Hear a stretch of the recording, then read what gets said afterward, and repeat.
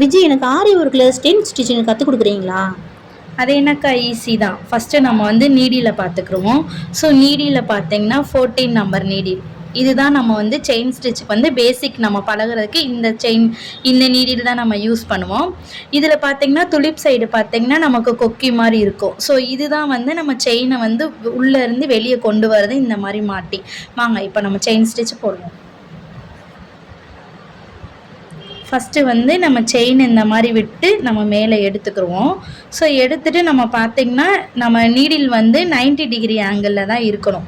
So 90 degree ஆங்கிளில் இருக்கமேது நம்ம உள்ளே விட்டு நூலை வந்து நம்மளை பார்த்து ஒரு சுற்றிட்டு நம்ம இப்படியும் எடுத்துக்கலாம், இப்படியும் எடுத்து நம்ம கண்டினியூஸாக செயின் போட்டுக்கலாம்.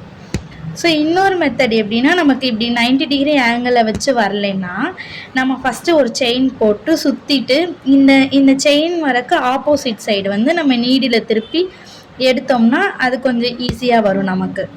ஸோ ஃபஸ்ட்டு இப்படி குத்திட்டு நம்ம இந்த செயினுக்கு ஆப்போசிட் டைரெக்ஷனில் திருப்பி நம்ம செயின் எடுத்தோம்னா ஸோ இது நம்ம ஈஸியாகவும் வரும். ஈஸியான மெத்தடும் இது நமக்கு.